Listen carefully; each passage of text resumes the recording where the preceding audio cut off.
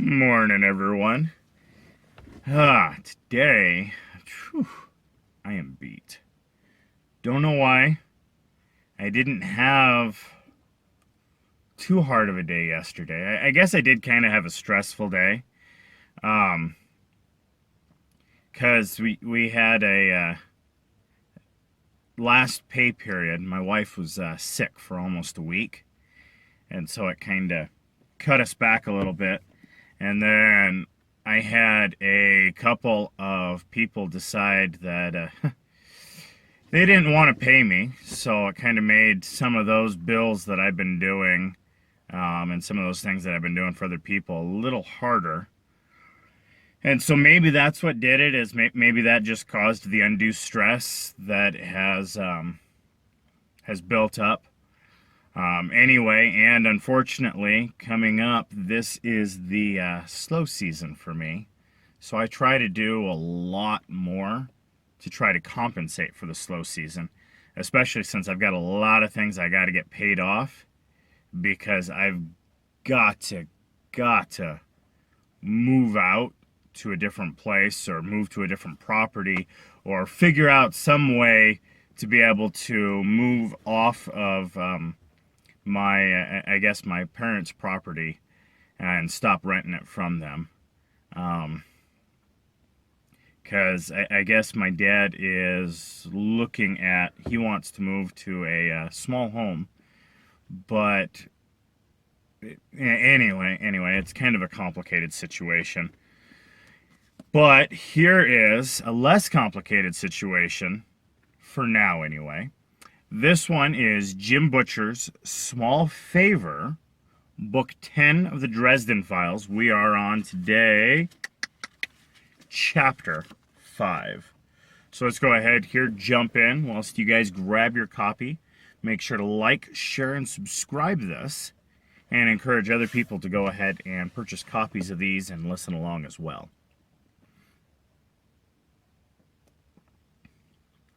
I tried to collect some of the blood in the reflective symbols and use it in a tracking spell to follow it back to its original owner, but it was a bust. Either the blood was already too dry to use, or else the person who had donated was dead. I had a bad feeling it wasn't the winter air that made the spell fail. Typical. Nothing is ever simple when Marcone was involved. Gentleman Johnny Marcone was the robber baron of the streets of Chicago, and the undisputed lord of its criminal underworld, though he'd long been under legal siege that bastions of paperwork defended by legions of lawyers had never been conquered, and his power base had grown steadily and quietly. They probably could have tried harder to take him down, but the heartless fact of the matter was that Marcone's management style was a better alternative than most. He put the civil back in civil offender, harshly cutting down on violence against civilians and law enforcement alike. It didn't make his business any less ugly, just tidier. But it could have been worse, as far as the city authorities were concerned. Of course, the authorities didn't know that it was worse. Marcone had begun expanding his power base into the supernatural world as well, signing on to the Unseelie Accords as a free-holding lord. It made him, in the eyes of the authorities of the supernatural world, a kind of small, neutral state, a recognizable power. And I had no doubt that he'd begun using that power to do what he always did, create more of the same. All of which had been made possible by Harry Dresden. And the truly galling thing about the entire situation was that it had been the least evil of the options that had been available to me at the time.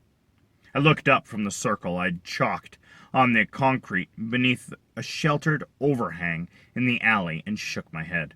Sorry, can't get anything. Maybe the blood is too dry. Maybe the donor is dead. Murphy nodded. Keep an eye on the morgues then. I broke the circle with a swipe of my hand and rose from my knees. Can I ask you something? Murphy said. Sure. Why don't you ever use pentagrams? All I ever see you draw is circles. I shrugged. PR mostly. Run around making lots of five-pointed stars in this country, and people start screaming about Satan, including the Satanists. I've got enough problems. If I need a pentagram, I usually just imagine it. You can do that? Well, magic's in your head, mostly. Building an image in your mind and holding it there. Theoretically, you could do everything without any chalk or symbols or anything else. Then, why don't you? Because it's a pointless, difficult effort for identical results. I squinted up at the still falling snow. You're a cop. I need a donut. She snorted as we left the alley. Stereotype much, Dresden? Cops do a lot of running around in their cars, and they don't always get to control their hours, Murph. Lots of times, they can't leave a crime scene to hit a drive-thru, so they need food that can sit in the car for hours and hours without tasting foul or giving them food poisoning. Donuts are good for that. So are granola bars. Is Rawlings a masochist, too? Murphy casually bumped her shoulder against my arm when I was between steps, making me wobble, and I grinned. We emerged onto the mostly empty street. The firemen had been wrapping up their job when I arrived, and every truck but one had departed. Once the flames were out, the show was over, and there were no rubberneckers anymore. Only a few cops were in sight, most of them in their cars. So what happened to your face? Murphy asked. I told her. She concealed a smile. The 3 billy goats gruff? Hey, they're tough, all right. They kill trolls. I saw you do that once. How hard could it be? I found myself grinning. I had a little help. Murphy matched my smile. One more short joke, and I'm taking a kneecap. Murph, I chided. Petty violence is beneath you, which is saying something. Keep it up, wise guy. I'm always going to be taller than you once you're lying unconscious on the ground. You're right. That was a low boat. I'll try to rise above that. She showed me a clenched fist. Pow, Dresden. Right to the moon. We reached Murphy's car. Rawlins was in the passenger seat pretending to snore. He wasn't the sort to just fall asleep. So, Summer made a run at you, Murphy said. You think the attack on Marcone's building is connected with that? I lost faith in coincidence, I said. Get in, she said. I'll give you a ride home. I shook my head. There might be something I can do here, but I need to be alone, and I need a donut. Murphy arched a delicate, dark gold eyebrow. Okay. Get your mind out of the gutter and give me the damn donut. Murphy shook her head and got into her car. She tossed me a sack from Dunkin' Donuts that was sitting on Rollins' side of the dashboard. Hey! Rollins protested without opening his eyes. For a good cause, I told him, nodding my thanks to Murph. Call you. I know something. She frowned at my nose. You sure you want to be alone? I winked one of my blackened eyes at her.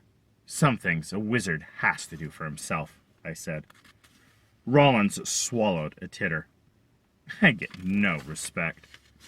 They drove off and left me in silence, falling snow in the still hours before dawn. There were still a couple of fire crews and uniform cops there, the latter blocking off the streets, though the former weren't actively firefighting. The building was out and coated in a layer of ice, but I guess there always could have been something hidden in the walls and ready to pop out again. I overheard one of them telling another that the road crew that was supposed to clean the rubble out of the street was helping a city plow stuck in the snow, and there would be there when they could. I trudged to about a block away, found an alley not choked, and went in with my donut. I debated for a moment what approach I would take.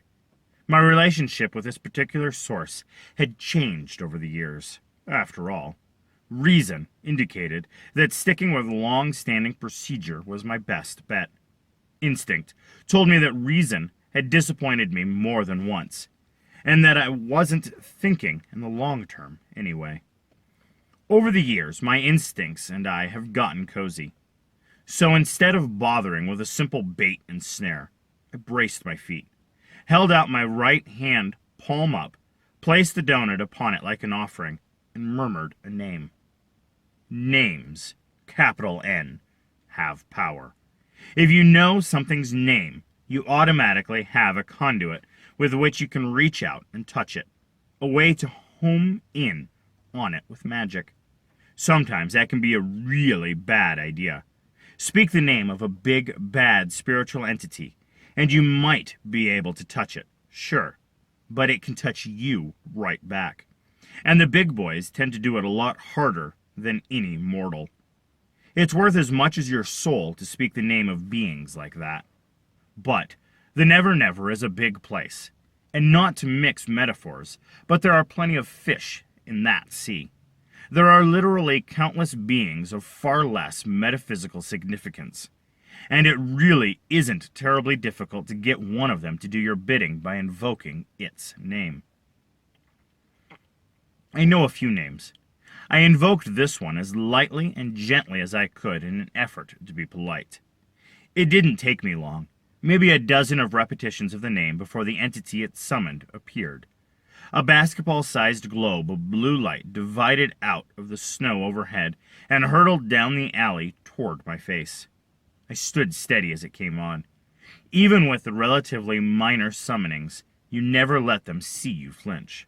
The globe snapped to an instant halt about a foot away from the donut, and I could just make out the luminous shape of the tiny humanoid figure within. Tiny, but not merely so tiny as the last time I'd seen him. Hell's bells. He must have been twice as tall as the last time we'd spoken. Toot, toot, I said, nodding to the pixie. Toot snapped to attention, piping, "My lord!"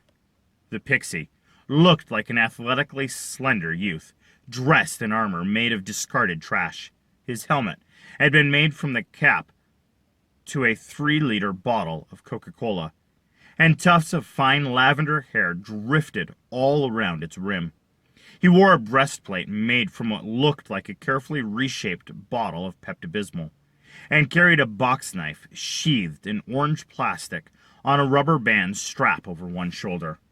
Rough lettering on the box knife's case, written in what looked like black nail polish, proclaimed, "Pizza or death." A long nail, its base carefully wrapped in layers of athletic adhesive tape, was sheathed in a hexagonal plastic casing of a ballpoint pen at his side. He must have lifted the boots from a Ken doll, or maybe a vintage G.I. Joe. "You've grown," I said, bemused. "Yes, my lord," Toot Toot barked. I arched an eyebrow. "Is that a box knife I gave you?" "Yes, my lord," he shrilled. "This is my box knife. There are many who like it, but this one is mine." Toot's words were crisply precise, and I realized that he was imitating the drill sergeant from Full Metal Jacket. I throttled a sudden smile, trying to fight its way onto my face. It looked like he was taking it seriously, and I didn't want to crush his tiny feelings. What the hell? I could play along. "At ease, soldier." "My lord," he said. He saluted by slapping the heel of his hand against the forehead, then buzzed a quick circle around the donut, staring at it intently. "That," he declared in a voice much more like his usual one, "is a donut." "Is it my donut, Harry?" "It could be," I said. "I'm offering it as payment." Toot shrugged disinterestedly, but the pixie's dragonfly wings buzzed in excitement. "For what?" "Information," I said. I jerked my hand at the fallen building. There was a seriously large sigil working done in and around that building several hours ago. I need to know anything the little folk know about what happened. A little flattery never hurt. And when I need information from the little folk, you're the best there is, Toot. His Pepto-armored chest swelled up a bit with pride. "Many of my people are beholden to you for freeing them from the Pale Hunters, Harry. Some of them have joined the Za Lord's guard."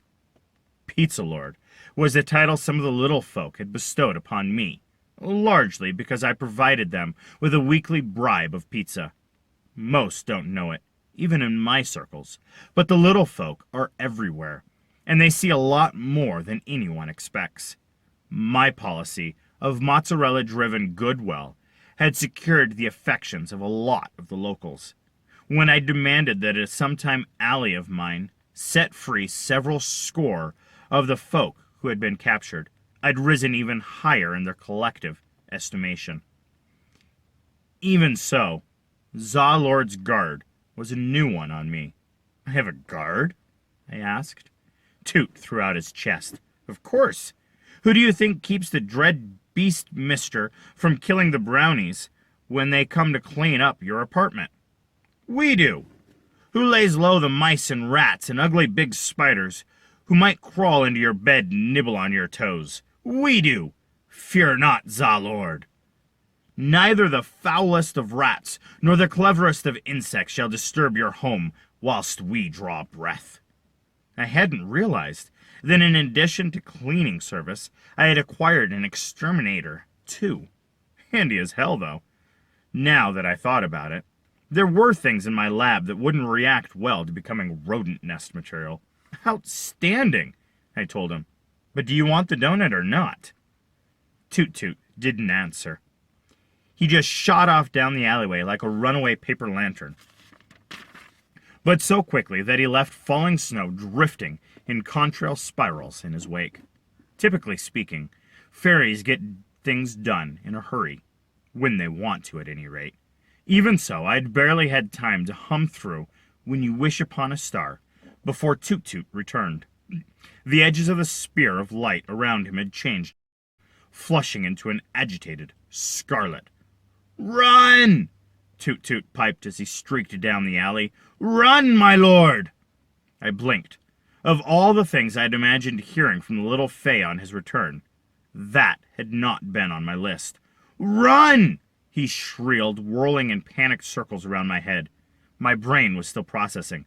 "What about the donut?" I asked like an idiot. Toot Toot zipped over to me, set his shoulders against my forehead, and pushed for all he was worth. He was stronger than he looked. I had to take a step back or be overbalanced.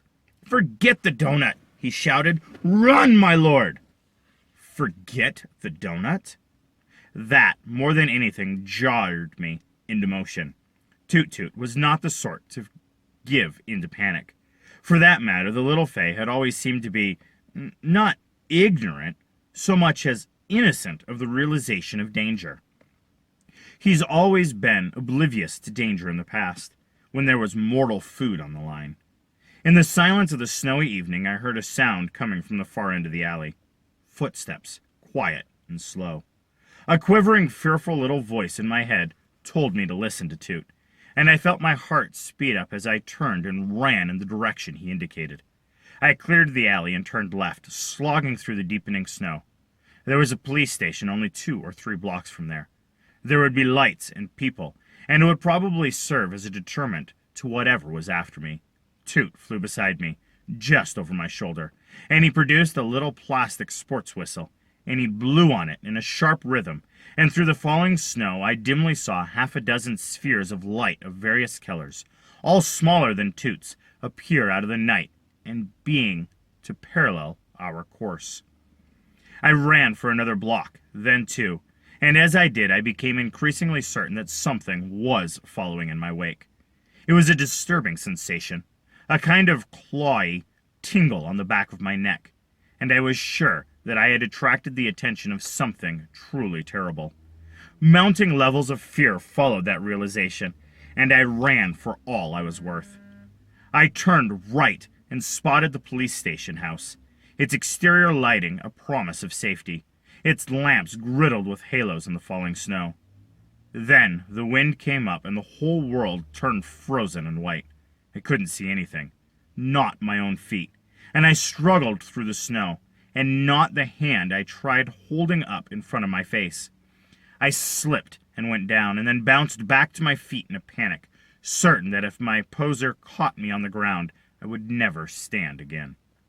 I slammed a shoulder into a light pole and staggered back from it. I couldn't tell which way I was facing in the whiteout. Had I accidentally stumbled into the street? There would probably be no cars moving in this mess. But if one was, even slowly, I'd never see it in time to get out of the way. I wouldn't be able to hear a car horn either. The snow was coming so thick now that I had trouble breathing. I picked a direction that seemed as if it would take me to a police station and hurried on. Within a few steps, I found a building with one outstretched hand. I used it to guide me, leaning one hand against a solid wall. That worked fine for 20 feet or so, and then the wall vanished, and I stumbled sideways into an alley. The howling wind went silent, and the sudden stillness around me was a shock to my senses. I pushed myself to my hands and knees and looked behind me. On the street, the blinding curtain of snow still swirled thick and white and impenetrable, beginning as suddenly as the wall.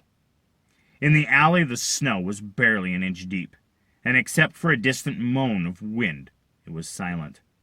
At the instant, I realized that the silence was not an empty one. I wasn't alone. The glittering snow on the alley floor blended seamlessly into a sparkling white gown, tinted here and there with streaks of frozen blue or glacial green. I lifted my eyes. She wore the gown with inhuman elegance, its rippling fabric draping the feminine perfection. Her body, a perfect balance of curves and planes, beauty and strength. The gown was cut low and left her shoulders and arms bare. Her skin made the snow seem a bit shallow by comparison.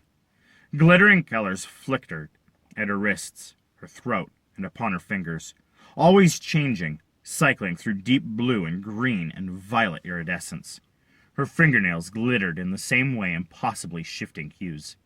Upon her head was a circlet of ice, elegant and intricate, as if it had been formed from a single crystalline snowflake. Her hair was long, past her hips, long and silken and white, blending into the gown and the snow. Her lips, her gorgeous, sensual lips, were the color of frozen raspberries. She was a vision of beauty, the kind that has inspired artists for centuries, immortal beauty that is rarely imagined, much less actually seen. Beauty like hers should have struck me senseless with joy. It should have made me weep and give thanks to the Almighty that I had been allowed to look upon it. It should have stopped my breath and made my heart lurch with delight. It didn't. It terrified me. It terrified me because I could see also her eyes. The wide, feline eyes, vertical slitted like a cat's.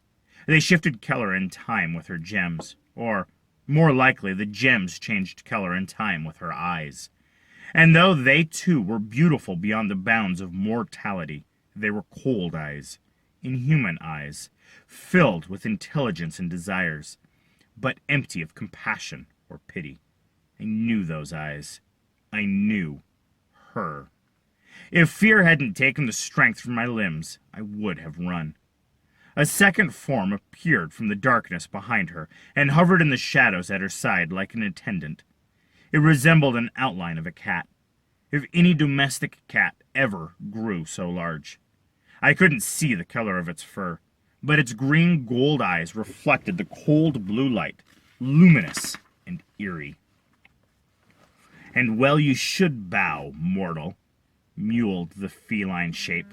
Its voice was damned eerie, throbbing in strange cadences while producing human sound from an inhuman throat. "Bow before Mab, the queen of air and darkness. Bow before the monarch of the unseelie Fae, the winter court of the Sidhe." Yikes. Thank you for listening to Chapter 5 with me of Small Favor. Do stay tuned for some of the other chapters we have coming up, and hopefully you guys were able to like, share, and subscribe this. And I do hope also that you guys have a wonderfully blessed day.